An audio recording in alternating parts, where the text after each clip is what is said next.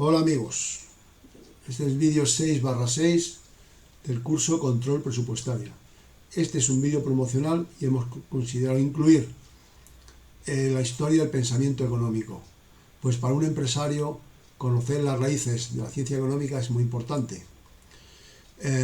Los empresarios son los que intuyen las crisis económicas y los cambios de tendencia de la economía antes que nadie, antes que los economistas, antes que los gurús económicos, porque están en contacto directo con el consumidor, con los agentes económicos.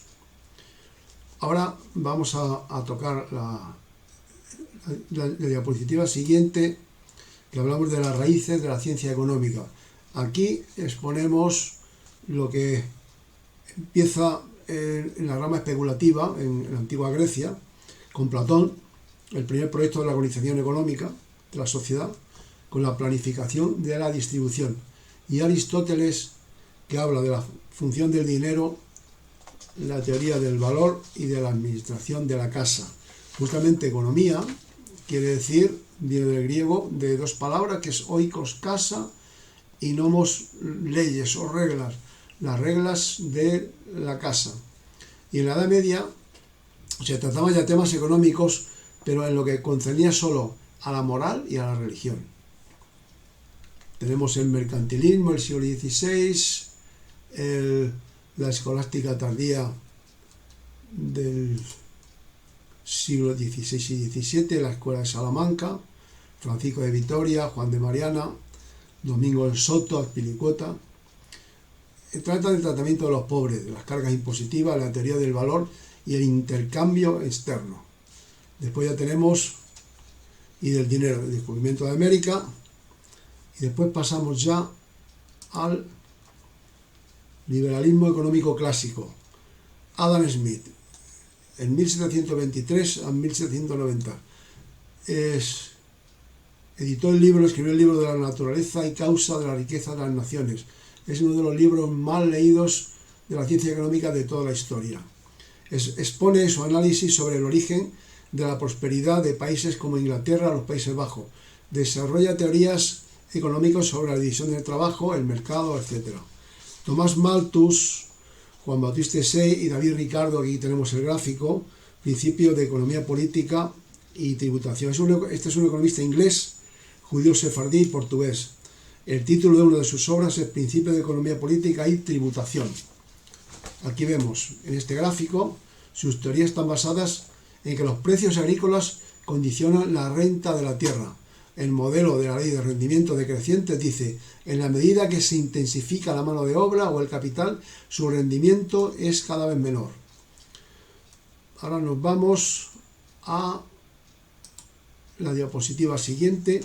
Hablamos del socialismo, que es un conjunto de movimientos sociales y luchas políticas dirigidas a la búsqueda de la igualdad social. Entre finales del siglo XVIII y principios del XIX, los procesos de producción se centran en la fábrica moderna y los centros urbanos. Hay varias corrientes de socialismo. Es el socialismo utópico. Sus principales baluartes son Saint-Simon, Fourier y Owen Sismondi. Después, socialismo científico, que es Karl Marx, Max Weber y Alfred Marshall. El Capital es la obra cumbre del pensamiento económico del siglo XIX, escrito por Karl Marx. Sus teorías son acumulación de capital. El objetivo de la burguesía capitalista era acumular riqueza a costa de explotar al proletariado. La plusvalía.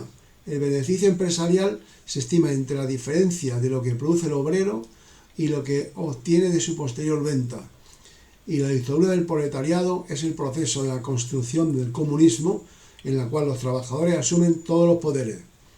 Socialismo libertario, anarquismo, Proudhon, Bakunin, que es el corriente de pensamiento político que preconiza la suspensión del Estado por considerarlo un instrumento de las clases dominantes.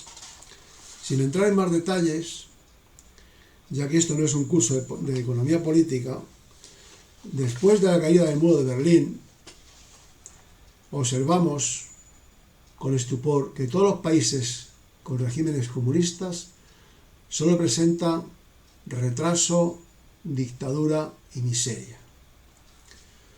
Seguimos con la siguiente diapositiva, que hablamos sobre las teorías keynesianas. John Maynard Keynes es un economista británico del 1883 a 1946. Tuvo una gran influencia en la economía mundial a partir de los años 50. Su teoría madre importante era que para luchar contra el desempleo hay que aumentar la demanda.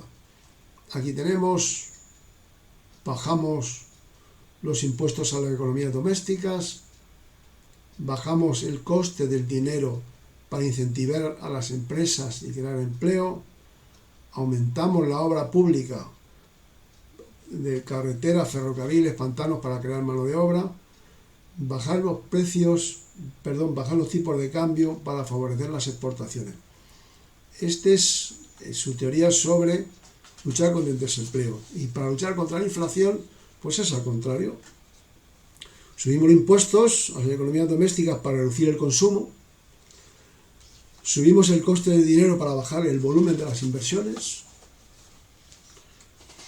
bajamos los tipos de cambio para exportar menos y bajamos la obra pública en carreteras para contener un poquito el empleo y consumir menos. Ahora vamos a hablar de la economía de la revolución monetarista. Su principal baluarte es Milton Friedman, norteamericano, premio Nobel de la Escuela de Chicago. En Milton Friedman, de 1912 hasta el 2006, habla de la macroeconomía y la función del consumo, con distintos puntos de vista con respecto a John Maynard Keynes. Aplicó la estadística para explicar la teoría: el consumo depende del ingreso permanente. La tasa anual de desempleo, donde las instituciones políticas de los países son las que establecen el nivel de los paros mínimos con políticas liberales.